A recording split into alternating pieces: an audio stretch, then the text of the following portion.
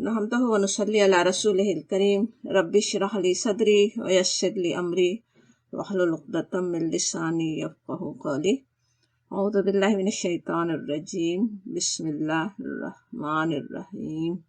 अल्हम्दुलिल्लाह 21वां पारा जुज़ 21 सूरह अनकबूत की आयत 45 से आज हम शुरू कर रहे हैं।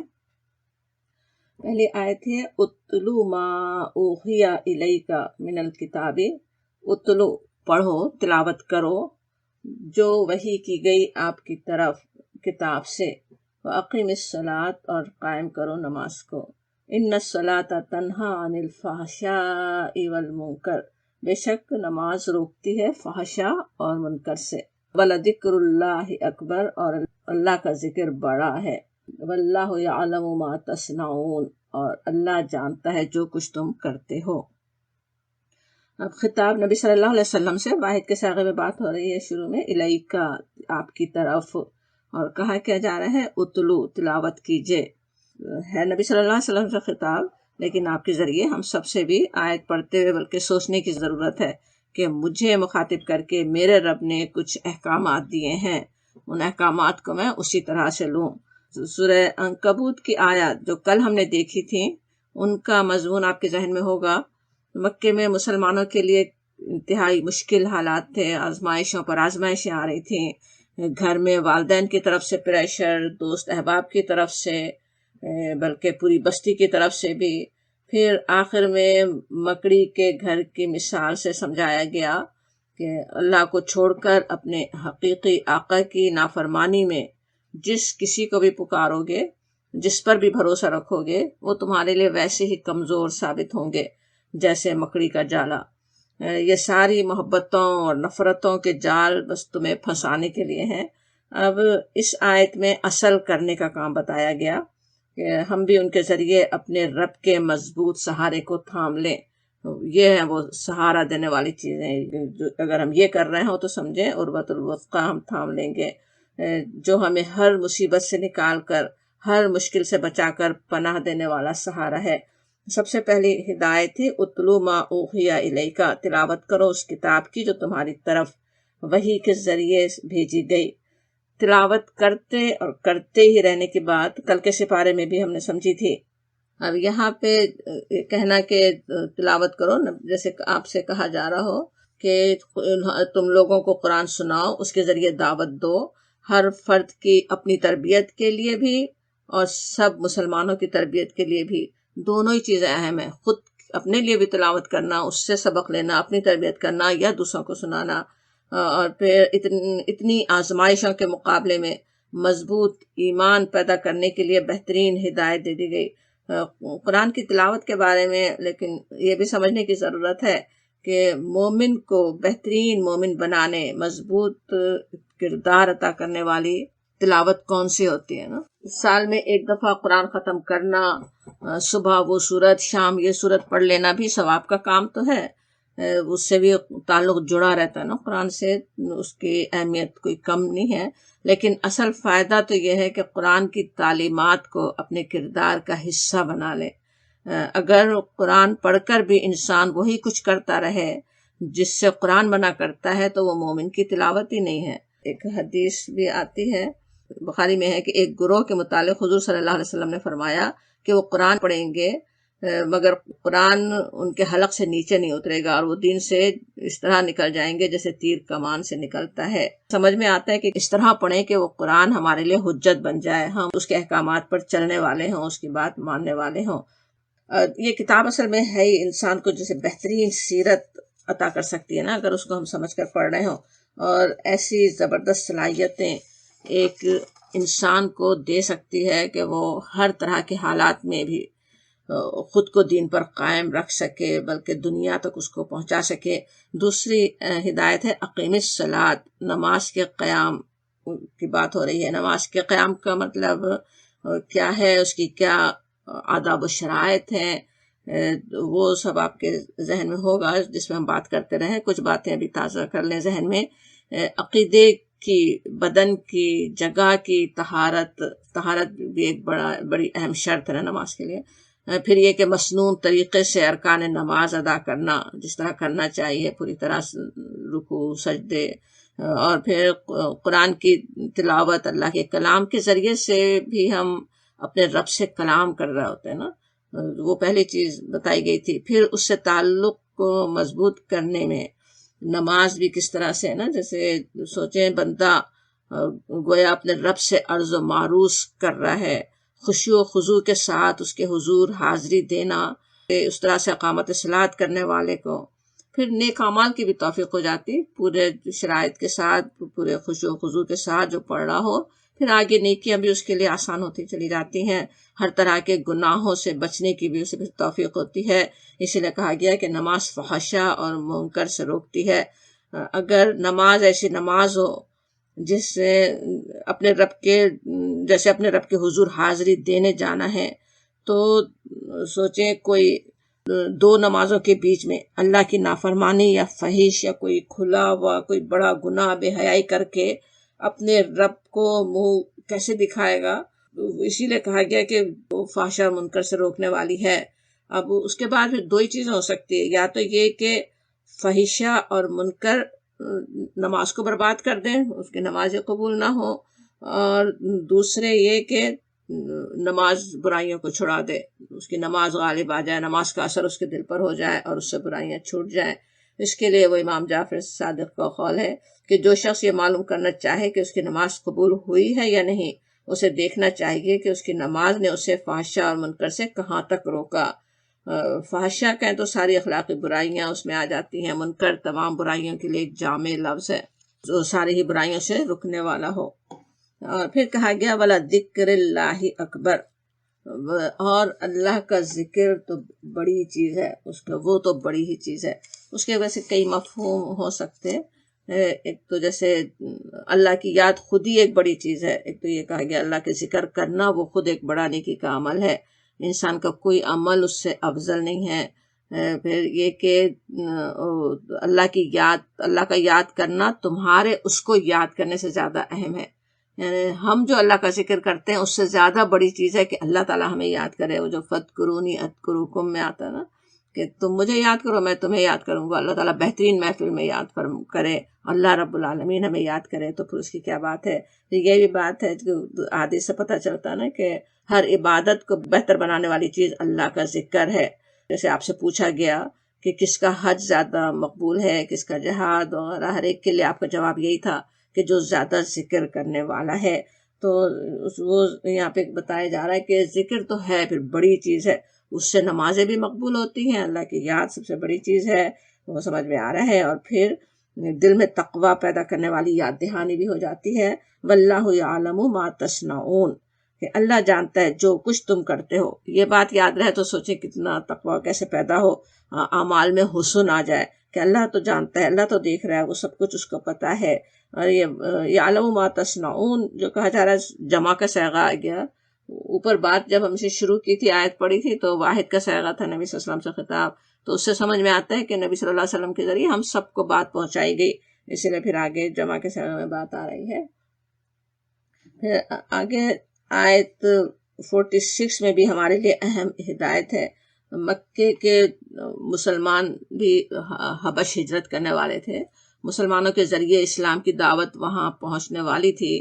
ہمیں آج اس سرزمین کو جو اپنا وطن بنانے والوں کے لیے بھی خاص ہدایت یہاں پہ دی گئی۔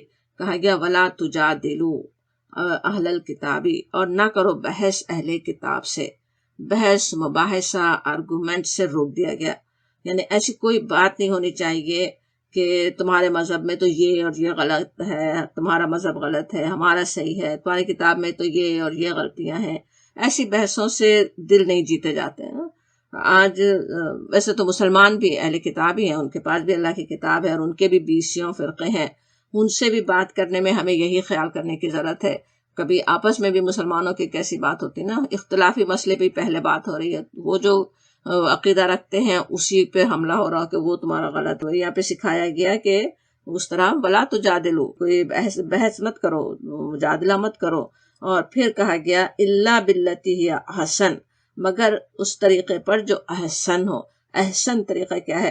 اس کی بہت تفصیل میں جانے کا تو ابھی ٹائم نہیں ہے، لیکن پچھلے سپاروں میں بھی اس کے اشارے ہم دیکھتے رہے ہیں۔ کامن گراؤنڈ پہ بات کرنے کی بھی بات تھی نا، کہ جو ہمارے اور تمہارے درمیان ایک ہی بات ہے، جیسے وہ بھی ایمان رکھتے ہیں اللہ پہ، ہم بھی، وہ بھی آخرت پہ، ہم بھی وہ انبیاء کو مانتے ہیں، آخرت کو مانتے ہیں ہم بھی، اس پہ پہلے بات ہونے کی ضرورت ہے۔ آیت کے اگلے حصے میں بھی وہی ہدایت ہے کہ ان سے کہو کہ ہم ایمان لائے اس چیز پر جو ہماری طرف بھیجی گئی، اور اس چیز پر جو تمہاری طرف بھیجی گئی، ہم دونوں ایک ہی ہیں، اسی پر ایمان رکھتے ہیں، آسمانی کتابوں پر ایمان رکھتے ہیں، اس سے ان کے پہلے قربت پیدا کریں، ان کے دلوں میں نرمی پیدا کریں۔ تو سورۃ النحل میں تھا کہ دعوت دو اپنے رب کے راستے کی طرف حکمت اور عمدہ نصیحت سے، موعظہ حسنہ کا لفظ ہے وہاں پہ، تو سمجھ میں آتا ہے کہ سختی سے بات نہ کرنا، ان کے مذہب کو پٹ ڈاؤن نہ کرنا، بلکہ صرف بھلائی کی ہی بات کرنا، خوبصورت انداز میں جو دل میں اتر جائے، تقویٰ کی طرف مائل کرنے والی، برائی کا جواب بھی اچھائی سے دینا، یہ سب کسی کو نصیحت کرنے کے آداب ہے۔ اصل میں تو کسی کو بھی کر رہے ہوں، اپنے گھر میں کر رہے ہوں، باہر کر رہے ہوں، غیر مسلموں سے بات کر رہے ہوں، دوسرے فرقے والوں سے بات کر رہے ہوں، کوئی غلط عقائد رکھنے والے مسلمانوں سے بات کر رہے ہوں، ہر ایک سے اس طرح سے بات کرنے کی ضرورت ہے جو سمجھ میں آتا ہے۔ اور پھر کہا گیا کہ کہو وَنَحْنُ لَهُ مُسْلِمُونَ، یعنی بتا دو ہم ہیں مسلمان ہیں، اپنا نمونہ سامنے رکھ دینا، اپنا کردار سامنے رکھ دینا، لوگ خود سمجھ جائیں مسلمان کیسے ہوتے ہیں، ہمارے کردار کو دیکھ کر اسلام کو سمجھ جائیں وہ کہ اسلام کیسا مذہب ہے، وہ سمجھ میں آتا ہے۔ پھر آیت 56 میں ہجرت کی تلقین ہے۔ زندگی تو ہے کیسی مختصر ہے نا، وہ بھی احساس دلایا گیا کہ ہر ایک کو اللہ کے پاس جانا ہی ہے، جیسے کہا گیا آیت ہے کہ یا عبادی الذین آمنوا ان ارضی واسعۃ فإیایا فاعبدون، کہ اے لوگ، اے میرے بندو جو ایمان لائے ہو، اللہ کی زمین وسیع ہے، بس میری ہی عبادت کرو۔ تو اس سے کیا سمجھ میں آتا ہے کہ ایک جگہ اللہ کی بندگی کرنا مشکل ہو رہا ہو تو ایک مومن کے لیے تو سب سے بڑی چیز یہ کہ اسے یہ فکر ہو کہ میں کسی طرح اللہ کی بندگی کر سکوں۔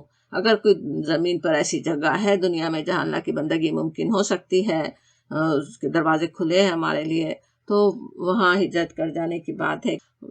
بات ہم نے کی بھی تھی نا سورہ عنکبوت سے، اس سے ہجرت حبش سے پہلے نازل ہوئی، تو اس کی طرف بھی ان کو کیا جا رہا، لیکن ہمیشہ کے لیے بھی ہے، کہیں بھی، بلکہ ایک محلے میں برے لوگ ہیں، ہمارے لیے بندگی پہ قائم رہنا مشکل ہو رہا ہے، کہ ایسی جگہ چلے جائیں جہاں آسانی سے اللہ کی بندگی کر سکیں۔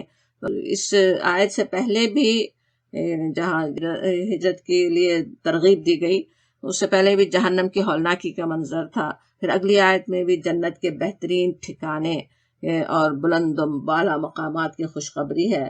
سمجھ میں آتا ہے کہ یہاں دنیا میں قربانی دے دے انسان، اپنا وطن چھوڑے، اپنی ہجرت کی صعوبتیں برداشت کرے، وہاں تو کیسا بہترین ٹھکانہ ہے، بہترین مقام اللہ تعالیٰ نے رکھا ہوا ہے۔ پھر آیت 59 میں بتایا گیا کہ کس طرح اللہ تعالیٰ ہی رزق دینے والا ہے، کس طرح پرندوں کو رزق دیتا ہے، وہ کہ اٹھائے نہیں پھرتے، مگر اللہ تعالیٰ جو انہیں رزق دیتا ہے، یعنی اس کی بھی پرواہ نہیں کرو، یہ سب کہا جاتا۔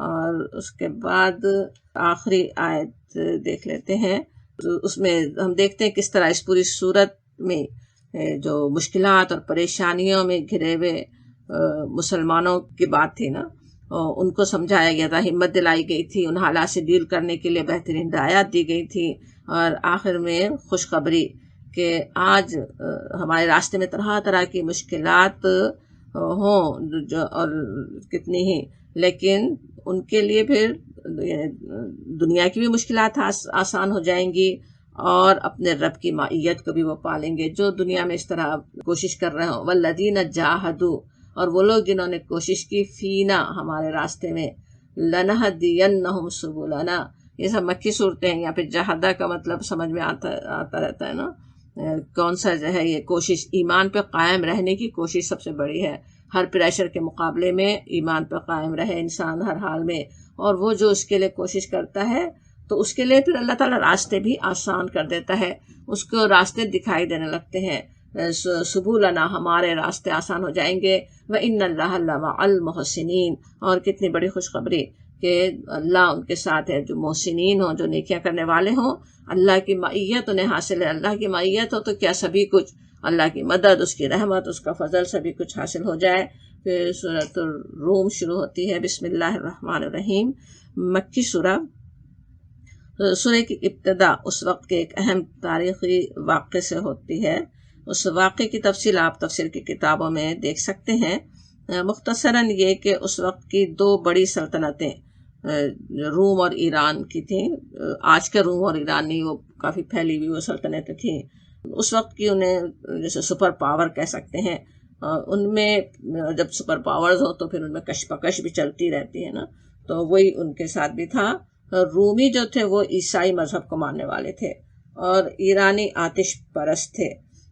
گویا اہل روم کا عقیدہ یعنی آسمانی مذہب کو ماننے کی بنا پر مسلمانوں سے قریب تھا نا۔ ابھی تک جیسے انہوں نے ریجیکٹ اسلام کو نہیں کیا تو وہ ایک طرح سے اس وقت کے مسلمان ہی تھے۔ وہ جو تھے ایرانی، وہ مشرکین ان سے ہمدردی رکھتے تھے، ان سے قریب ان کا مذہب تھا۔ سورت شروع ہوتی ہے الف لام میم سے۔ سورہ عنکبوت کی طرح پچھلی سورت بھی اسی الف لام میم سے شروع ہوئی تھی نا، اور اگلی دو صورتیں بھی اسی طرح شروع ہوں گی۔ سمجھ میں آتا کہ کیسے ان چاروں صورتوں کا جیسے ایک سب گروپ ہو۔ یہ صورت تھوڑا اس کا شروع ہونے کا انداز ذرا یونیک بھی ہے۔ الف لام میم حروف مقطعات کے بعد اکثر ہم نے دیکھا اللہ کی کتاب کا یا صورت کا تعارف آتا ہے، لیکن یہاں کہا گیا غلبت الروم، مغلوب ہو گئے روم، رومی مغلوب ہو گئے۔ بات یہ تھی نا کہ ہر ایک کی نظر اس بڑی خبر پہ لگی ہوئی تھی نا۔ آج کوئی بڑا ایونٹ دنیا میں ہوا ہو تو ہر ایک کے ذہن میں وہی بات ہوتی ہے نا، وہی اس پہ نظریں ہوتی ہیں، تو بالکل اس طرح کی بات تھی۔ تو سورت بھی اسی طرح شروع ہوتی ہے کہ غلبت الروم، کے مغلوب ہو گئے رومی، اور کہا گیا فی ادنی الارض، قریب کی زمین میں، قریب کی یعنی شام و فلسطین کی زمین تک وہ آ گئے تھے۔ اب جیسا بھی ہم نے یاد کیا تھا کہ رومیوں کا مذہب مسلمانوں کے جیسے قریب تھا، اسلام کے قریب کا تھا، اور ان کا ایرانی مشرکین سے وہ ہمدردی رکھتے تھے، مشرکین مکہ، تو وہ پھر خود خوشیاں منا رہے تھے ان کی جیت پر، ایران کے جیت جانے پر، اور مسلمانوں پر بھی باتیں بنا رہے تھے، بلکہ ایسی باتیں بنا رہے ہوں جیسے گویا آسمانی مذہب مغلوب ہو گیا ہو، یا آسمانی مذاہب کے غلط ہونے کی دلیل لے رہے ہوں۔ اس کے لیے یہاں پہ فرمایا گیا کہ وہ مغلوب ہو گئے، لیکن پھر بتایا جاتا ہے کہ وہ فوراً ہی خوشخبری بھی آتی ہے، پیشن گوئی آتی ہے آگے کی، کہ وَهُم مِّن بَعْدِ غَلْبِهِمْ سَيَغْلِبُونَ، اور اس کے بعد مغلوب ہونے کے بعد وہ جلد غالب آ جائیں گے، سَيَغْلِبُونَ، ان قریب وہ غالب آنے والے ہیں۔ اب یہ ایسی بڑی پیشن گوئی تھی نا، اس وقت رومی اتنی بری طرح ہار چکے تھے کہ کوئی سوچ بھی نہیں سکتا تھا کہ چند سالوں میں تو کیا وہ کبھی بھی دوبارہ طاقت پا سکیں گے، یہ پاسا پلٹ بھی سکتا ہے، کوئی ویسے اندازہ نہیں لگا سکتا تھا، لیکن اللہ کی کتاب نے کہہ دیا کہ وہ تو غالب آ جائیں گے قریب۔ اور فی بدع سنین، مدت بھی بتا دی گئی۔ بدع سنین کہیں تو مطلب ہوتا ہے جیسے چند سالوں کے بعد ہو، ایک عشرہ ڈیکیڈ کہتے ہیں نا، تو 10 سالوں کے اندر اندر کی بات ہو۔ فی بدع سنین، کہ وہ آ جائیں گے چند سالوں میں، وہ غالب آ جائیں گے۔ اور پھر حقیقت بھی بتا دی جاتی کہ للہ الامر من قبل ومن بعد، کہ اللہ کے لیے حکم ہے، پہلے بھی یہ جو ہوا وہ بھی اللہ کے حکم سے ہوا، ایسا نہیں کہ اللہ کو، اللہ کے ماننے والوں کو کی ہار ہونا کوئی اس وجہ سے ہے کہ وہ شیاطین غالب آ گئے ہو، نہیں، وہ بھی اللہ تعالیٰ کے اذن سے، اللہ کے حکم سے ہوا۔ اور آگے بھی جو ہوگا، آگے رومی بھی اگر غالب آئیں گے تو وہ بھی اللہ ہی کے حکم سے ہی ہونے والا ہے، وہ بتا دیا گیا۔ اس کے لیے پھر ساتھ یہ بھی کہا جاتا ہے کہ وَيَوْمَئِذٍ يَفْرَحُ الْمُؤْمِنُونَ، اور اس دن خوش ہوں گے مومن۔ اب اس دن اہل ایمان کیوں خوشیاں منا رہے ہوں گے؟ جب یہ آیات نازل ہوئی ہیں اس وقت تو کوئی سوچ نہیں سکتا تھا کہ کس بات پہ مسلمان خوش ہوں گے، ذہن سب کا بس اسی طرف گیا کہ اچھا رومیوں کے جیت جانے پر مسلمان خوش ہوں گے، وہ سمجھتے تھے۔ لیکن جب وہ جیتے ہیں، ان 10 سالوں کے درمیان ہوا کیا تھا کہ ایک کشمکش جو اس وقت مکے میں بھی جاری تھی نا، مسلمانوں کی اور مشرکین کی، اور وہاں پہ بھی یہی ہو رہا تھا کہ مشرکین غالب نظر آتے تھے، مسلمان بالکل مغلوب ہونے والے لگ رہے تھے۔ لیکن کچھ ہی عرصے میں مدینہ ہجرت بھی ہوئی، مسلمانوں نے طاقت بھی پکڑ لی، بلکہ اس وقت جب رومیوں کے جو فتح ہوئی ہے جس وقت میں، اسی وقت ان کے مشرکین مکہ نے حملہ کیا مسلمانوں پر، غزوہ بدر پیش آئی، اور اس وقت مسلمان اس پر خوش ہو رہے تھے، اپنی اس کامیابی پر خوش ہو رہے تھے۔ اصل میں وہ بعد میں پتہ چلا، جس کی یہاں پہ پیشن گوئی دی گئی۔ اب یہ سوچیں اللہ کی کتاب کا کتنا بڑا معجزہ ہے، بالکل کھلا معجزہ آج تک کے لیے بھی۔ اس وقت سوچیں نبی صلی اللہ علیہ وسلم کو کوئی اور معجزہ دیا جاتا، جیسے سمود کی اونٹنی تھی یا ید بیضا، وہ تو صرف اس وقت کے لیے ہوتا ہے نا۔ نبی صلی اللہ علیہ وسلم تو قیامت تک کے انسانوں کے لیے بھیجے گئے تھے۔ آج ان آیات میں کھلا کھلا معجزہ ہے، تاریخ سے آج انسانوں کو پتہ ہے کہ کیا ہوا تھا، اور یہ بھی پتہ ہے کہ اس وقت یہ بات کہی نہیں جا سکتی تھی۔ جب یہ بات کہی گئی کوئی اندازہ نہیں لگا سکتا تھا، نبی صلی اللہ علیہ وسلم اندازہ نہیں لگا سکتے تھے، صرف یہ اللہ تعالیٰ کی طرف سے خبر دی گئی کہ وہ جیت جائیں گے، اور وہ جیت گئے کچھ عرصے بعد۔ بِنَصْرِ اللَّهِ يَنْصُرُ مَن يَشَاءُ، اللہ کی مدد سے، وہ اللہ کی مدد ہمیں پتہ ہے کتنی خاص مدد ہوئی تھی مسلمانوں کے غزوہ بدر میں۔ سورہ انفال میں اس کی تفصیل ہم دیکھ ہی چکے ہیں۔ پھر وہ اور رومی بھی اگر جیتے تو ظاہر ہے اللہ کے اذن ہی سے جیتے، اللہ کی مدد سے ہی جیتے۔ اور پھر کہا جاتا وَهُوَ الْعَزِيزُ الرَّحِيمُ، اللہ تعالیٰ ہے غالب اور رحیم مہربان۔ وعد اللہ کا وعدہ، لا یخلف اللہ وعدہ، اور نہیں خلاف کرتا اللہ اپنے وعدے کو۔ وَلَٰكِنَّ أَكْثَرَ النَّاسِ لَا يَعْلَمُونَ، اب یہ اس وقت کہا گیا تھا، ان کی فتح سے پہلے 9-10 سال پہلے کہہ دیا گیا تھا یہ اللہ کا وعدہ ہے، اللہ وعدہ خلاف نہیں کرتا، اور وہ کس طرح سے پورا ہوا یہاں دیکھنے کی ضرورت ہے، کس طرح ہمیں سوچنے کی ضرورت ہے۔ اللہ کے وعدوں پہ ہم کتنا یقین رکھتے ہیں۔ اس پوری کتاب میں اللہ کے وعدے ہم دیکھتے آ رہے ہیں، مومنوں سے آخرت کی کامیابی کے وعدے، ظالموں کے پکڑے جانے کے وعدے، وہ کس طرح سے وہ پورے ہونے والے، ان پر بھی ہمیں اتنا ہی یقین ہو جس طرح ہم دیکھتے ہیں کہ یہ وعدہ پورا ہوا، وہ سارے وعدے بھی ایک دن پورے ہونے والے ہیں۔ انشاءاللہ ہم اسی طرح سے ایمان رکھنے والے ہوں۔ یہاں جن کی بات کہی جا رہی کہ اکثر لوگ نہیں جانتے، ہم ایسے لا علم لوگوں میں نہ ہوں۔ پھر آگے زمین و آسمان کی نشانیاں دکھائی گئیں، زمین میں چل پھر کر پرانی قوموں، پیچھے گزری ہوئی قوموں کے آثار سے عبرت پکڑنے، اور ان سے نشانیاں اللہ کی دیکھنے کی ہدایت بھی آتی ہے۔ پھر آخرت کی یاد دہانی تو ایسے قرآن میں مسلسل ہی چلتی ہی رہتی ہے نا۔ آگے آیت 15 میں ایمان اور عمل صالح کرنے والوں کے لیے ایک بڑی خاص خوشخبری بھی دی گئی کہ کہا گیا کہ وہ ہوں گے فی روضۃ یحبرون، ایک باغ میں جو خوش اور مسرور، یحبرون حبرہ سے جیسے بہت ہی ایسا باغ جہاں مسرت اور اطمینان کے سارے اسباب مہیا ہوں۔ ایک خاص واقعی نام جیسے بتایا گیا کہ وہ اللہ تعالیٰ نے اپنے نیک بندوں کے لیے رکھا ہوا ہے۔ پھر اس کے بعد اگلی آیات میں جھٹلانے والوں کے لیے حاضر رہنے والے عذاب کی وعید ہے۔ پھر آیت 17-18 میں کہا گیا پس یعنی یہ سب جاننے کے بعد تمہیں کیا کرنا چاہیے، تسبیح کرو اللہ کی جبکہ تم شام کرتے ہو اور جب صبح کرتے ہو۔ وَلَهُ الْحَمْدُ فِي السَّمَاوَاتِ وَالْأَرْضِ، آسمانوں اور زمین میں اسی کے لیے حمد ہے۔ یعنی سب اللہ کے نشانیاں دیکھ رہے ہو، یہ سب اس کے دیکھنے کے بعد پھر تمہارا کیا حق بنتا ہے، تمہیں کیا کرنا چاہیے، صبح شام اس کی تسبیح کرو جیسے کہا جا رہا ہے۔ تو وقت کے اوقات کے ساتھ آئے تو فرض نماز کی بھی تاکید ہوتی، وہ بھی ہے کہ تیسرے پہر جب تم پر ظہر کا وقت آتا ہے اس وقت بھی کرو تسبیح اور حمد۔ نماز بھی کیا ہے، تسبیح اور حمد کا مجموعی ہے نا، مگر اس کے علاوہ بھی دن کے مختلف اوقات میں اللہ کی تسبیح اور حمد کی ترغیب بھی ہے۔ سورہ روم میں اللہ تعالیٰ کی بہت سی ویسے نشانیاں دکھانے والی یہ صورت ہے۔ ایک ایک نشانی ویسے تو بہت ہی اور طلب ہے، لیکن ظاہر ہے اس وقت ہم ایک ایک پر غور تو نہیں کر سکتے۔ ابھی آگے 3 صورتیں اور بھی ہیں جن میں ہمارے لیے بہت خاص ہدایات ہیں، تو ان آیات پر مختصر سی بات کرنے کی کوشش کرتے ہیں۔ آیت 21 جو شادی بیاہ کے مواقع پر یا مختلف لیکچرز میں بہت ہی سنی ہوئی ہوگی کہ عورت اور مرد کو جس طرح بنایا گیا، ایک دوسرے کی طرح بھی اور مختلف بھی، ایک دوسرے کی ضرورت کے عین مطابق، اس میں کتنی بڑی نشانی ہے جس طرح ان کی تخلیق ہوئی، ایک عورت کی اور ایک مرد کی، ہر طرح سے مزاج، عادات، شوق اور پسند، ہر چیز ایسی ہے دونوں میں کہ دونوں مل کر زندگی کی گاڑی کو خوبصورتی سے چلا سکیں۔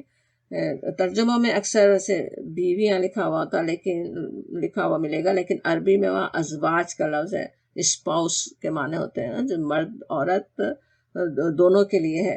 دونوں کے لیے کہا گیا کہ دونوں ایک دوسرے کو سکون پہنچانے والے ہو نا، اس کے لیے اللہ تعالیٰ نے اس طرح انہیں بنایا ہے کہ دونوں ایک دوسرے کو سکون پہنچائیں۔ یہ بھی ویسے بڑی اس میں یاد دہانی ایک طرح کی ہمارے لیے، کہ آج کے دور میں سوچیں کیسی ایک معاشرے میں آج کے بالکل پاور اسٹرگل ہو رہی ہوتی، شادی تو کیا ہے، جیسے اپنے حقوق کی کشمکش، ہر ایک اپنے حقوق مانگنے کے لیے تیز ہو، اس کے بجائے سمجھ میں آتا ہے کہ ایک دوسرے کے لیے گھر کو پرسکون بنانا، ایک دوسرے کے لیے سکون کی جگہ بنانے کے لیے اللہ تعالیٰ نے تو اس طرح سے ازواج بنائے، بلکہ ان کے اندر مودت اور رحمت بھی ڈال دی۔ وہ بھی اللہ کی کتنی بڑی نشانی ہے۔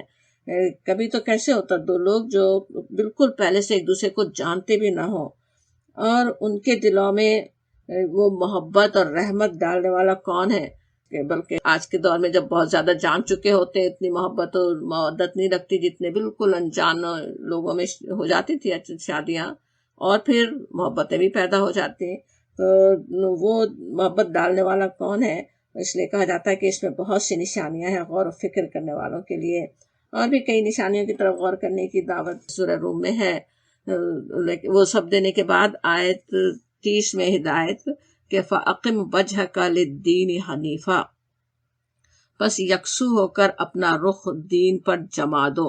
یہ اصل ہمارے کرنے کا کام ہے، ان نشانیوں کو دیکھ کر، اپنے اللہ کو پہچان کر، اللہ کی قدرت کو پہچان کر ہم جھک جائیں اللہ کے آگے، قائم ہو جائیں دین پر یکسو ہو کے، اور دین سے ہٹانے والی ہر چیز کو چھوڑ کر اپنے رب کی طرف مڑ جانا، اپنے رب کی طرف رخ کر لو، اس کا حکم ہو رہا ہے۔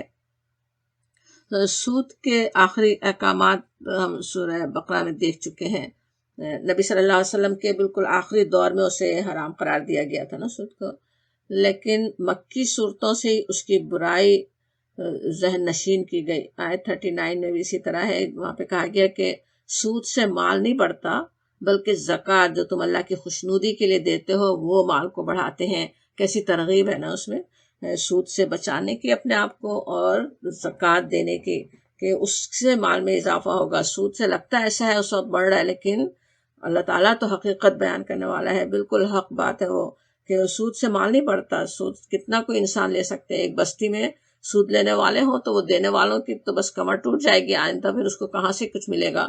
زکوٰۃ دو تو ساری بستی خوشحال ہوگی، کیا کچھ ان کی خوشحالی ملتی رہے گی، بڑھتی رہے گی نا۔ پھر صبر کی تلقین پر سورہ مبارکہ کا خاتمہ ہوتا، کہا جاتا فَاصْبِرْ، پس صبر کرو، اِنَّ وعد اللہ حق، اور بے شک اللہ کا وعدہ حق ہے، وَلَا يَسْتَخِفَنَّكَ، اور نہ ہلکا پائے تجھ کو، الَّذِينَ لَا يُوقِنُونَ، وہ لوگ جو یقین نہیں کرتے۔ یہ کیسی ہدایت دی گئی نا خاص، کہ ایک تو یہ کہ صبر کرو، اللہ کا وعدہ حق ہے۔ اللہ کا وعدہ کون سا؟ کامیابی کا وعدہ، دنیا میں بھی کامیابی کا وعدہ، آخرت کی کامیابیوں کا وعدہ۔ تو ابھی جو مشکلات ہیں اس کو بس صبر سے جھیل جاؤ، اس میں ثابت قدم رہو اللہ کے دین پر، اور ایسا نہ ہو کہ وہ تمہیں کمزور پائیں، ہلکا نہ پائیں، یعنی ایسا نہ ہو کہ کوئی تمہیں خرید سکے آسانی سے، کوئی مروب کر سکے، کوئی ڈرا دھمکا سکے۔ اللہ کے دشمن تمہیں ہر حال میں دین پر قائم رہنے والا ہی پائیں، انہیں پتا ہو کہ انہیں تو ہلایا نہیں جا سکتا، ان سے تو کوئی برا کام کروایا نہیں جا سکتا، وہ سمجھ جائیں وہ اچھی طرح، جو تمہیں ہلکا نہ پائیں۔ ایک بڑی بہترین ہدایت یہاں پہ دے دی گئی ہے۔ پھر سورہ لقمان شروع ہوتی ہے، بسم اللہ الرحمن الرحیم، 4 رکوعوں پر مشتمل یہ مکی سورہ، زیادہ بڑی نہیں ہے، اگرچہ بہت سی ہدایات ہمارے لیے اس میں ہیں۔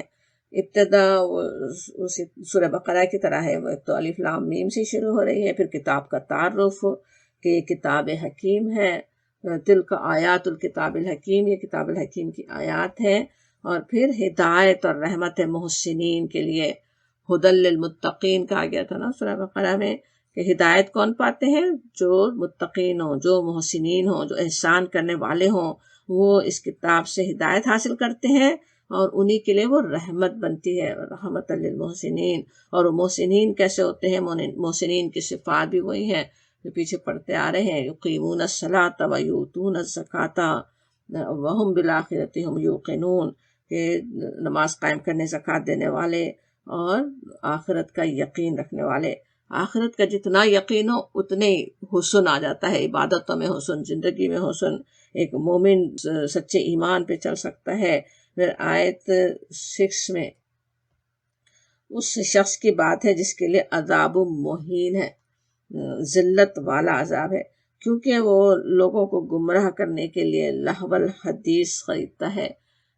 شیطانوں اور اس کے چیلوں کی ہمیشہ سے ایک کوشش رہی، جو آج تو عروج پر پہنچی ہوئی ہے، کہ لوگوں کو بہکانے کے لیے، انہیں دین سے ہٹانے کے لیے بیکار دلچسپیوں میں مشغول کر دیں۔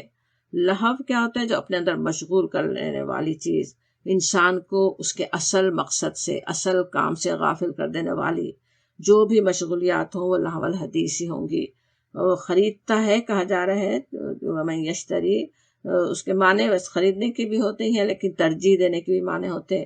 تو جو اپنے لیے بھی اس کو ترجیح دے، یعنی ایک طرف اللہ کے دین کی بات ہے اس کو تو پیچھے ڈال دے، اور وہ جو لہو الحدیث ہے، بالکل بیکار، تھوڑی سی دیر کا انٹرٹینمنٹ ہے، کچھ ایسے ہی ایڈکشن ہے جس میں مزہ آ رہا ہے، اس کی طرف انسان بڑھے تو کیا ہے، وہ اس کو ترجیح دے رہا ہے، اس کو لے رہا ہے۔ تو اس کے لیے کہا جاتا کہ، اور وہ جو خریدتا ہے، اگر اس کے لیے جیسے پیسہ خرچ کر کے، اس کے لیے محنت کر کے کرتا کس لیے؟ تاکہ لوگ بہکیں، لوگ دین سے ہٹ جائیں۔ آج یہ جو اتنی بڑی بڑی انڈسٹریز چلی ہوئی ہیں، ہالی ووڈ وغیرہ، یہ سب بنی کیوں تھی؟ اسی لیے کہ اپنے پروپیگنڈے پھیلانے کے لیے، کیا کچھ لوگوں کے ذہنوں کو بہکانے کے لیے۔ تو وہ جو کرتے ہیں، پھر ان کے لیے کیا آتا ہے کہ عذاب و مہین، ذلت والا عذاب ہے۔ وہ دین کو چاہتے ہیں کہ مذاق میں اڑا دیں، اور اللہ تعالیٰ نے ان کے لیے عذاب و مہین رکھا ہوا ہے۔ اور پھر اگلی آیت میں آتا ہے کہ کوئی ایسا شخص بھی ہے، یعنی اللہ کی آیات سننے کے لیے جس کے جیسے کان ہی بند ہو، اس کے کانوں میں گرانی آ گئی ہو۔ ایک ہوتا ہے نا کہ کسی کا ٹیسٹ ہی بگڑ چکا ہو، غلط چیزیں ہی دیکھنے میں اس کو مزہ آتا ہو، تو پھر اس کو اللہ کی آیات سننے میں کیا مزہ آئے گا؟ کیوں وہ اس کے آگے جھکنا چاہے گا؟ اللہ کی آیات کے آگے جھکنے کے بجائے استکبار دکھانے کی بات آتی ہے نا۔ استکبار کیا ہے؟ کہ اللہ کی آیات کے آگے جھکنے کے بجائے جو میری اوپینین ہے، جو میں سمجھتا ہوں بس وہی صحیح ہے، تو اس کے لیے پھر عذاب علیم کی بشارت، دردناک عذاب کی بشارت، اور اس کے بعد ایمان لانے اور عمل صالح کرنے والوں کے لیے جنات النعیم کی بات۔ آیت 12 سے لقمان کا ذکر ہے، جن پر سورت کا نام بھی ہے۔ ان آیات کے نزول کے وقت وہ ایک دانا اور حکیم شخص کی حیثیت سے مشہور تھے۔ کہا گیا کہ اور تحقیق ہم نے دی لقمان کو حکمت، انشکر للہ، تاکہ وہ شکر کرے اللہ کا، ومن یشکر فانما یشکر لنفسی، اور جو شکر کرے بے شک وہ کرتا ہے اپنے نفسی کے لیے۔ ہم انبیاء کرام کے واقعات میں بھی ان کو حکم اور علم عطا ہونے کی بات پڑھتے رہے ہیں۔ حکمت کا سب سے بڑا اثر انسان پر جو نظر آتا ہے وہ کیا ہے؟ شکر ہے۔ اللہ تعالیٰ کی طرف سے حکمت کی نعمت دے دی گئی ہو، وہ اللہ کا شکر گزار بنتا ہے۔ یہ سمجھے اسے کہ میں اپنے زور بازو سے یہ حاصل نہیں کر رہا ہوں، یہ میرے رب کا دیا ہوا ہے۔ پھر جو شکر کرتا ہے، جو شکر گزار بنتا ہے، تو اس کا فائدہ خود اسی کو پہنچتا ہے، یہ بتایا جا رہا ہے۔ اللہ کو تو کسی کے شکر کی کوئی حاجت نہیں ہے، وہ تو حمید مجید ہے، اپنے آپ ہی بزرگ اور تعریف کے قابل ہے، کوئی کرے یا نہ کرے، غنی حمید ہے، بالکل بے نیاز، خود تعریف کے قابل، اسے کچھ فرق نہیں پڑتا پوری دنیا مل کر اس کی ناشکری کرے یا پوری دنیا سب سے شکر گزار شخص کی طرح ہو جائے، اس کی تو اس کی سلطنت اسی طرح سے چلتی ہے۔ پھر آیت 13 سے لقمان نے جو اپنے بیٹے کو نصیحتیں کی وہ بتائی گئیں، تاکہ اس سے ہم بھی فائدہ اٹھا سکیں۔ لوگوں تک نصیحت پہنچانے، خصوصاً اپنے بچوں کو نصیحت کرنے کا طریقہ بھی اس میں سمجھ میں آتا ہے۔ کہا جاتا وَهُوَ يَعِظُهُ، وعظ کہتے ہیں ایسی بھلائی کی بات کرنا کسی کو جو دل پر اثر کرے، ترہیب اور ترغیب کے ذریعے کسی کو تقوی کی طرف مائل کرنا۔ ترہیب کہتے ہیں کسی کو خوف دلانے کو۔ تو خطاب کا انداز بھی کیسا ہے، بہت ہی پیار سے کہتے ہیں یا بنیا۔ یا بنیا کا ترجمہ ہم اردو میں کرنا چاہیں تو میرے بچے سے کر سکتے، جیسے کسی کو، جیسے چھوٹے بچے کو پیار سے کہتے ہیں نا، اس طرح سے یا بنیا کا انداز ہے۔ حضرت یعقوب والا یہ انداز ہم نے سورہ یوسف میں دیکھا تھا، وہ بھی اسی طرح اپنے بیٹوں سے بات کرتے ہیں نا۔ وہ پھر یا بنیا کہہ کے جو دنیا کی سب سے بڑی برائی ہے شرک، اس سے روکتے ہیں کہ وہ ظلم عظیم ہے۔ وہ کہتے ہیں ان الشرک کا لظلم عظیم، وہ سب سے یعنی بنیاد ہے نا نیکیوں کی، کہ انسان اپنے اللہ پر ایمان رکھتا ہو، اسی سے تو ساری نیکیاں پھلتی پھولتی ہیں، اسی سے پھر نیک اعمال کا درخت نکلتا ہے۔ وہ ایمان کی بنیاد اگر صحیح ہو۔ اور پھر دوسرا بڑا گناہ والدین کی حق تلفی ہے، اور وہ خود لقمان والد ہیں، اپنے بیٹے سے بات کر رہے ہیں، تو یہاں اللہ تعالیٰ کی طرف سے ان نصیحتوں کے بیچ میں ان کی نصیحتیں ہیں، پہلے شرک کی ان سے بچنے کی آگے اور نصیحتیں آ رہی ہیں، بیچ میں اللہ تعالیٰ کی طرف سے یاد دہانی ہوتی ہے کہ ہم نے انسان کو والدین کے بارے میں نصیحت کی، ماں اور باپ دونوں ہی کے حق کی ادائیگی کی نصیحت ہے۔ لیکن ماں اپنی اولاد کے لیے جو مشقت اٹھاتی ہے اس کا ذکر کیا گیا کہ حمل کے دوران ایک سوچے خاتون کیسی کیسی مشکلات اٹھاتی ہے نا، اور وہ اللہ تعالیٰ ہی جانتا ہے، کسی کو بتا بھی نہیں سکتے نا، کسی کو ظاہر کرنا کسی کو پتا بھی نہیں چل سکتا کہ کیا کچھ ہر لمحے میں کیا کچھ وہ اٹھا رہی ہوتی ہے مشکل، اللہ تعالیٰ ہی نے اس کا اظہار کیا کہ کس طرح بہنن علی بہنن، مشکل پہ مشکل، کمزوری کے پہ کمزوری اٹھا کے اس نے اپنے پیٹ میں رکھا۔ اور پھر دودھ پلانے کا مرحلہ بھی کچھ آسان نہیں ہوتا، تو اس کے بھی احساس دلایا گیا کہ 2 سال اس کو دودھ پلانے میں لگے۔ اور پھر کہا جا کہ اسی لیے ہم نے نصیحت کی کہ میرا شکر کر اور والدین کا شکر۔ والدین عطا کرنے والے اور ان کے دل میں اتنی محبت ڈال کر ایسی خدمت اور دیکھ بھال کروانے والے کا شکر، پہلے اللہ کا شکر، پھر والدین کا۔ والدین کے ساتھ احسان کرنے کی بات پیچھے سورہ اسراء میں بھی ہم تھوڑا تفصیل سے سمجھ چکے ہیں۔ یہاں احساس دلایا گیا کہ میری ہی طرف لوٹنے والے ہو، اپنی آخرت بنانے کے لیے اللہ کے پاس جواب دینا ہوگا کیا کیا تم نے ان کے شکر کا حق، تو وہ احساس دلایا گیا کہ تم میری طرف ہی لوٹنے والے ہو۔ پھر یہ تاکید ملتی ہے کہ اگر وہ تمہیں شرک کا حکم دے، یعنی ایک طرف اتنا ہے کہ ان کی اطاعت کرو، ان کا حق ادا کرو، ان کے ساتھ احسان کا سلوک کرو، اف تک نہ کہو، سب کچھ ہے، لیکن اگر وہ تمہیں شرک کا حکم دے تو یہاں پہ صاف صاف کہہ دیا جاتا فلا تطعهما، پھر ان کی بات ہرگز نہ مانو۔ لیکن ان کی بات ہرگز نہ مانو کا یہ بھی مطلب نہیں ہے کہ ہر بات ہی نہیں مانو، وہ جو غلط بات کہہ رہا ہے وہ نہیں مانو، اس کے بعد بھی ان کے حقوق ادا کرنے، ان سے اچھا سلوک کرنے سے بھی ہاتھ اٹھا لو، یہ بات نہیں ہو رہی ہے، بلکہ تاکید ہوتی کہ وہ وصاحبہما فی الدنیا معروفا، کہ دنیا میں ان کے ساتھ نیک برتاؤ کرتے رہو، یعنی جیسا کرنا چاہیے، جو حق ان کے آتے ہیں، جس طرح انہیں سنبھالنا ہے، ان کے ضرورتیں پوری کرنی ہے، ان کے فرما برداری کرنی ہے، اس طرح ہی کرتے رہو، معروف طریقے سے ان کے ساتھ نیک برتاؤ کرو۔ اب شرک جیسے بڑے گناہ کے لیے دباؤ ڈالنے والوں سے بھی یہاں پہ نیک سلوک کی تاکید سے پھر ہم سمجھ سکتے ہیں کہ ان کی چھوٹی موٹی غلطیوں پر ان سے قطع تعلق کرنے، ان کے حقوق کی ادائیگی میں کوئی کمی کرنے کا جواز ہی نہیں ہے نا۔ اور پھر نصیحت ہوتی کہ مگر پیروی یعنی اتباع اس شخص کے راستے کا کرو جس نے میری طرف رجوع کیا ہے، واتبع سبیل من اناب الیہ، کہ جو میری طرف رجوع کرنے والا ہے اس کے پیچھے چلو، یعنی اللہ کے رسول کی بات مانو، اللہ کے رسول کے اتباع کی طرف بلانے والوں کے پیچھے چلو، اور پھر یاد دہانی کہ آنا میرے پاس ہے، پھر میں تمہیں بتا دوں گا کہ تم کیا کرتے رہے ہو۔ پھر کس طرح سے وہ تاکید ہوتی ہے نا کہ اس کی فکر اصل ہو، ویسے سوچیں اگر آخرت کی فکر نہ ہو تو انسان دیکھنے میں تو بہت کچھ خیال کرتا بھی نظر آ رہا ہو، لیکن وہ صحیح معنوں میں خیال ویسا ہو نہیں سکتا جب پتا ہو کہ اللہ کیسا علیم اور خبیر ہے، وہ دیکھ رہا ہے، اس کے پاس مجھے جواب دینا ہے، تبھی بندوں کے بھی حقوق صحیح طرح ادا ہوتے ہیں نا۔ اس لیے بار بار احساس دلایا جاتا میری طرف تمہیں پلٹنا ہے، میں تمہیں پھر دکھا دوں گا تم کیا کر کے آئے ہو، وہ سب باتیں سامنے آ جائیں گی۔ پھر اب یہ بات تو اللہ تعالیٰ کی طرف سے ہی ساری ہدایت آ رہی تھی نا۔ پھر لقمان کے وعظ کی طرف بات پلٹتی ہے، اور پھر اسی طرح یا بنیا کا خطاب، محبت کے ساتھ ہی بات چیت ہو رہی ہے۔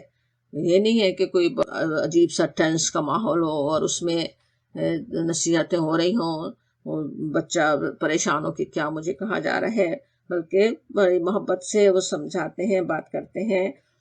اور اللہ تعالیٰ کیسا لطیف و خبیر ہے وہ سمجھانے کے لیے کہتے ہیں کہ رائے کے دانے کے برابر بھی کوئی چیز کسی چٹان میں یا آسمان و زمین میں چھپی ہوئی ہو، اللہ اسے جانتا ہے، اسے نکال لائے گا۔ اللہ کو پتا ہے، وہ آسانی سے نکال سکتا ہے۔ ایک رائی کا دانہ سوچے زمین و آسمان میں کہیں چھپا ہو اور وہ اللہ تعالیٰ نکال سکتا ہے۔ اب یہ اپنے رب کی پہچان اپنے بچوں کو سب سے پہلے کروانا سمجھ میں آتا ہے۔ اللہ تعالیٰ کی ہستی کو، اس کے کیسے علیم و خبیر ہونے کو انسان جان لے نا، ایک اللہ پہ ایمان ہو، تعارف پر صحیح پتا ہو کیسے جاننے والا ہے، اس کے بعد ہی پھر عمل کی بات ہے نا۔ صرف ایسے ہی کہہ دینا کہ یہ کرو وہ نہ کرو، یا صرف عذاب سے ڈراتے رہنا، وہ کوئی نصیحت کا صحیح انداز نہیں ہے۔ تو وہ یہاں پہ ہمیں سکھا دیا گیا کہ کس طرح سے اس نے کیا۔ ہم ایک انسانوں میں سے ایک حکیم، ایک دانا شخص نے کس طرح نصیحت کی، وہ نمونہ ہمارے سامنے رکھ دیا گیا۔ پھر نماز کی تاکید ہے، اور اس کے بعد پھر دوسروں کو بھی نیکی کا حکم دینے اور برائی سے روکنے کا کام بھی بتاتے ہیں کہ آگے بھی صرف یہی نہیں کہ خود ہی نیک بنے، آگے بھی پہنچانا، آگے بھی لوگوں کو حکم دینا، وہ بھی ذمہ داری ہے۔ اور اس کے لیے پھر صبر کی بھی، یہ سب کام ہو نہیں سکتے جب تک کہ انسان میں صبر نہیں ہو۔ نماز بھی نہیں ہو سکتی اگر پوری طرح صبر نہ ہو، اور وہ نیکی کا حکم دینا، برائی سے روکنا تو بالکل ہی نہیں ہو سکتا، اس میں تو لازماً کتنے ہی صبر کی ضرورت ہے۔ تو وہ اس کی تاکید کرتے ہیں، ساتھ ہی کہتے ہیں ان ذالک من عزم الامور، یعنی یہ وہ کام ہے جن کی بڑی تاکید کی گئی ہے۔ تو یہ مطلب دوسرے یہ مفہوم اس کا ہے کہ جو صبر اور حوصلہ رکھنے والے لوگ ہیں وہ یہ کر سکتے ہیں، ان کا یہ کام ہے، وہ ایسا بڑا کام ہے جو حوصلہ مند لوگ کرتے رہے ہیں، وہ کرنے کی ترغیب دلا رہے ہیں اپنے بیٹے کو۔ ایک مشکل کام کرنے کے لیے اتنی ہمت بھی اپنے اندر پیدا کرنے کی ضرورت ہے، اس کا احساس دلا دیا گیا۔ پھر لوگوں سے منہ پھیر کر بات کرنے، اکڑ کر چلنے سے منع کرتے ہیں، کیونکہ اللہ تعالیٰ خود پسند اور فخر جتانے والے شخص کو پسند نہیں کرتا۔ پھر کہتے ہیں چال میں اعتدال اختیار کرو، وقصد فی مشیک۔ چال اصل میں کیا ہے؟ جو انسان کے دل میں ہو اس کی عکاسی کرتی ہے نا۔ اگر کوئی اپنے دل میں کسی کے غرور و تکبر پڑ رہا ہو تو وہ چلتا بھی اسی طرح ہے نا۔ تو وہ اس سے منع کرتے ہیں، دوسروں کے سامنے اپنی اکڑ اور شان دکھانے سے اپنے بیٹے کو منع کر رہے ہیں۔ پھر آواز پست رکھنے کی نصیحت کرتے ہیں، لوگوں پر روب جھاڑنے اور دھاڑنے سے کراہیت دلانے کے لیے کہتے ہیں کہ سب آوازوں سے زیادہ بری آواز گدھوں کی ہوتی ہے۔ انشاءاللہ یہ سب نصیحتیں ہمیں بھی یاد رہیں، اپنی ان کی اولادوں کے دل میں بھی ہم اسی پیار سے ڈالنے کی ہمیں بھی توفیق عطا ہو۔ پھر آیت 20 میں انسانوں پر اللہ تعالیٰ کی نعمتوں کا بڑا جامع بیان ہے کہ زمین و آسمان کو اللہ تعالیٰ نے ان کے لیے مسخر کر دیا، کھلی چھپی ساری نعمتیں تمام کر دی۔ اور پھر یہ کہ انسان کا کیا حال ہے وہ دیکھ لے، وہ احساس دلایا گیا کہ ایک طرف اللہ کی اتنی نعمتیں ہیں اور انسان کیا کرتے ہیں، اس پہ غور کرو کہا جا رہا ہے۔ پھر آیت 22 بھی بہت یاد رکھنے والی ہے۔ آگے اللہ تعالیٰ کے وسیع علم کو کئی طرح سے سمجھایا گیا، ویسے اس آیت کے بعد انسان کی ناشکریاں، قیامت کا حال، پھر آخری آیت میں انسانوں کا علم کتنا محدود ہے اس کا احساس دلایا گیا۔ آیت 22 بھی دیکھ لیں ہم، وَمَن يُسْلِمْ وَجْهَهُ لِلَّهِ، اور جو جھک جائے، فرما برداری کرے، اپنا چہرہ جھکا دے اللہ کے لیے، وَهُوَ مُحْسِنٌ، وجہ اللہ، جو اللہ کی طرف جھکا دے، وہو محسن، اور وہ ہو نیکوکار، فقد استمسک بالعروۃ الوثقی، تو تھام لیا اس نے مضبوط سہارا۔ یہ ہونا چاہیے اصل میں نا، کہ انسان کے کرنے کا کام کیا ہے، اپنا رخ اللہ کی طرف کر لے، اس کے آگے بالکل اپنے آپ کو سبمٹ کر دینا، اس کا سبمیشن دکھانا، اور پھر نیک محسن بھی ہو، احسان کے ساتھ نیکیاں کرنے والا ہو، تو وہ تو پھر کیا ہے، مضبوط سہارا، اللہ کی مدد اس کے ساتھ ہی ہے، تو وہ اللہ تعالیٰ خود اسے سنبھالنے والا ہے۔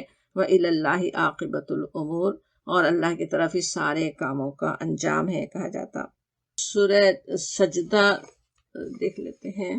بسم اللہ الرحمن الرحیم، الف لام میم سے ہی شروع ہونے والی مکی سورہ، اور پھر کتاب کا تعارف، اور کہا جاتا تنزیل الکتاب لا ریب فیہ من رب العالمین، اللہ کی طرف سے نازل کی گئی کتاب جس میں کوئی شک نہیں، رب العالمین کی طرف سے۔ اس سورت کے بارے میں روایات ہیں کہ نبی صلی اللہ علیہ وسلم اسے جمعے کے دن فجر کی پہلی رکعت میں تلاوت فرماتے تھے۔ 3 رکوعوں اور 30 آیات پر مشتمل یہ خوبصورت سورہ آپ پڑھیں گے تو اندازہ ہوگا کہ نبی صلی اللہ علیہ وسلم کیوں اس کی تلاوت بار بار فرماتے تھے۔ نماز میں جب آپ پڑھ رہے ہوں، کہ ہر ہفتے اگر پڑھ رہے ہوں فجر میں، تو سب لوگ سنتے ہیں اس کے، تو اللہ تعالیٰ کے بہت ہی خوبصورت تعارف، دنیا کی پیدائش، انسان کی پیدائش، آخرت کا تذکرہ بھی، موسیٰ علیہ السلام کا ذکر بھی ایک اور دفعہ، پھر تاریخ سے نشانیاں اور آس پاس پھیلی ہوئی نشانیوں کی طرف اشارے۔ آیت 15 آیت سجدہ ہے، اسی وجہ سے اس سورت کا نام سجدہ ہے۔ آیت 15 اور 16 دیکھ لیتے ہیں، 15 اور 16، ان میں خاص ہمارا ذکر ہے، انشاءاللہ ہمارا ہی ہو ذکر، ہم ویسے ہی ہوں، اگرچہ پوری صورت بھی قرآن کو ہی ہم پڑھ چکے ہیں کہ اس میں تمہارا ہی ذکر ہے، اور اس صورت میں تو خاص انسان کا ذکر چل ہی رہا ہے۔ کہا گیا کہ انما کا تو کیسا ہوتا سوائے اس کے نہیں ہے، صرف وہی یؤمنو بآیاتنا، ایمان لاتے ہیں ہمارے آیات پر، الذین اذا ذکروا بہا، اور جب ذکر کیا جاتا ہے ان کے سامنے، یعنی ان مومنوں کا کیا حال ہوتا ہے، وہ مومن کیسے ہوتے ہیں کہ جب ان کے سامنے اللہ کا ذکر کیا جائے، خروا سجدا، گر جاتے ہیں سجدے میں، وسبحوا بحمد ربہم، عباد الرحمن کی بھی بالکل یہی ہم نے دیکھی تھی نا سورہ فرقان میں صفت، کہ وہ سجدے میں گر جاتے ہیں، اور یہ کہ وسبحوا بحمد ربہم، اور تسبیح کرتے ہیں اپنے رب کی تعریف کے ساتھ، وہم لا یستکبرون، اور وہ استکبار نہیں کرتے۔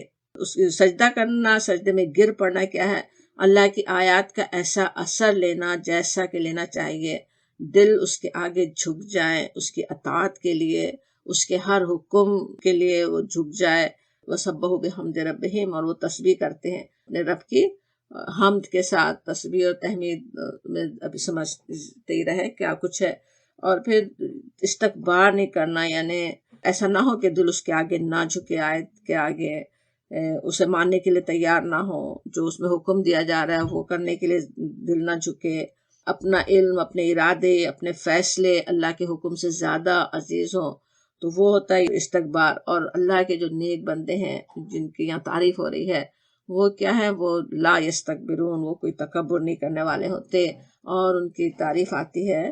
سجدہ انشاءاللہ کر لیجیے گا۔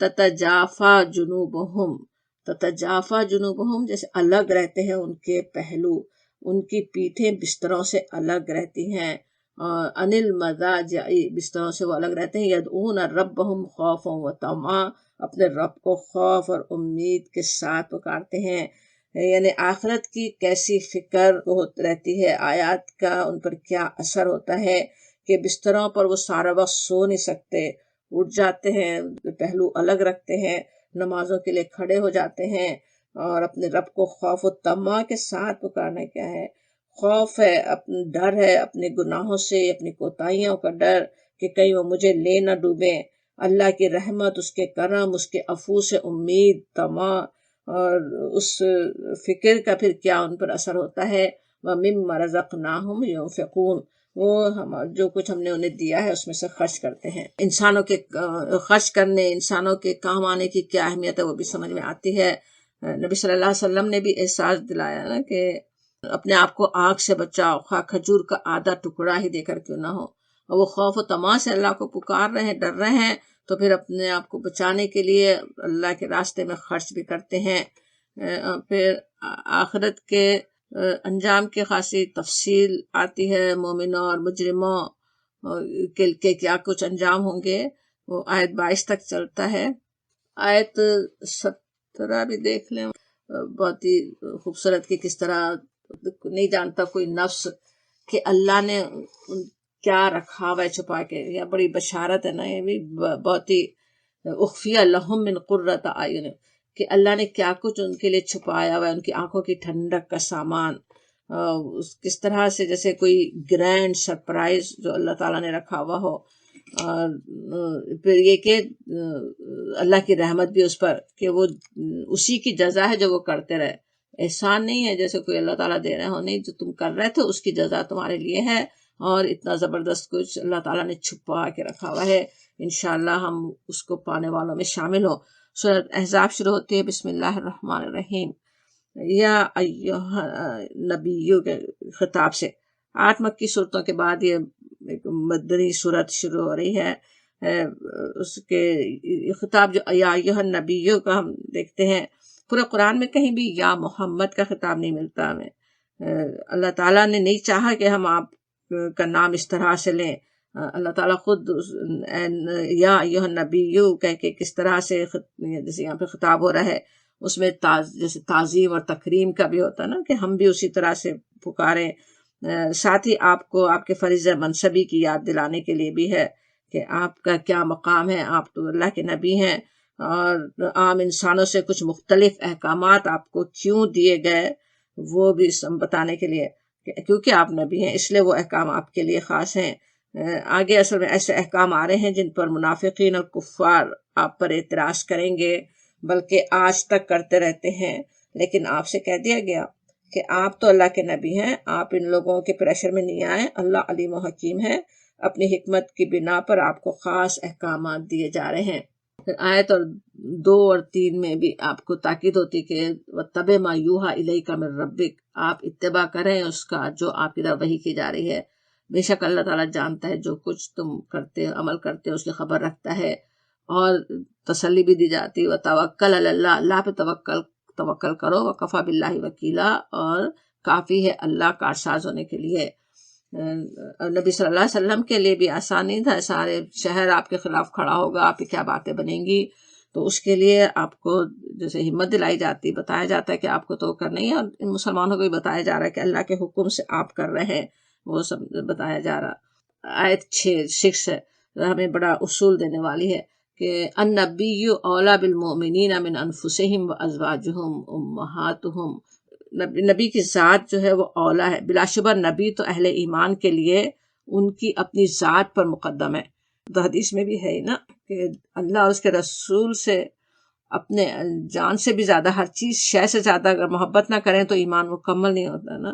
تو وہی بات یہاں پہ سمجھائی جا رہی کہ آپ کی ذات تو ان کے اپنی بھی ذات پہ مقدم ہے، من انفسہم، اور ان کی ازواج یعنی نبی کی بیویاں ان کی مائیں ہیں، ان کا بھی مقام بتا دیا گیا، وہ تو امہاتہم، وہ مسلمانوں کی مائیں ہیں۔ اور پھر یہ بھی بتا دیا گیا کہ کتاب اللہ کی روح سے عام مومنین و مہاجرین کی بنسبت رشتہ دار ایک دوسرے کے زیادہ حقدار ہیں، ان سے تعلق ہے، وہ اولیٰ ہیں، مگر رشتہ داروں کا جو حق اللہ نے رکھے وہ انہی کے لیے ہے، وراثت انہی کو ملے گی، ان کے حقوق ویسے ادا ہوں گے۔ اگرچہ اپنے ساتھیوں سے کوئی بھلائی کرنا چاہو، مومنوں کے ساتھ کوئی بھلائی کرنا چاہو ویسے کر سکتے ہو، لیکن ان کا حق ان کو جیسے وراثت میں شامل نہیں کر سکتے، وہ بات ہے۔ آیت 9 سے غزوہ احزاب کا تذکرہ ہے۔ جب قریش اور آس پاس کے قبائل کوئی 10-12 ہزار کی فوج لے کر مدینے پر حملہ آور ہوئے، اس وقت ہونے والی اللہ کی نعمت یاد دلائی گئی کہ اللہ تعالیٰ نے ایک ایسی سخت آندھی بھیجی کہ انہیں واپس جانا پڑا۔ اتنی زبردست آزمائش تو آئی کہ جتنی مدینے کی آبادی نہیں ہے اس سے زیادہ وہ فوج لے کر وہ سر پہ آ گئے، سارے آس پاس کے قبائل مل کر۔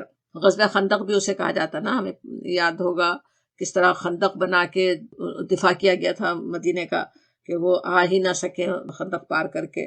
تو بڑا ہی وہ سخت وقت تھا انتہائی مسلمانوں کے لیے. تو اس کے لیے آیت 10 میں بتایا بھی گیا کہ کتنا وہ مشکل وقت تھا. تو کہا گیا کہ جاؤکم من فوقکم ومن اسفل منکم، جب وہ آئے تم پر تمہارے اوپر سے تمہارے نیچے سے، یعنی ہر طرف سے قبائل آ گئے نا، کوئی جو شمال کی طرف رہتے ہوں، جنوب کی طرف رہتے ہوں، ہر جگہ سے. وَإِذَا زَاغَتِ الْأَبْصَارُ، اور پھر پتھرا گئی آنکھیں، وَبَلَغَتِ الْقُلُوبُ الْحَنَاجِرَ، اور پہنچ گئے دل گلے تک. کیسا ہوتا نا، بہت ہی غم کی پریشانی کی کیفیت ہو تو گلے میں جیسے کچھ پھنس جاتا نا کہ وہ اس طرح کی کیفیت ہوگی، اتنے خوف کی حالت تھی.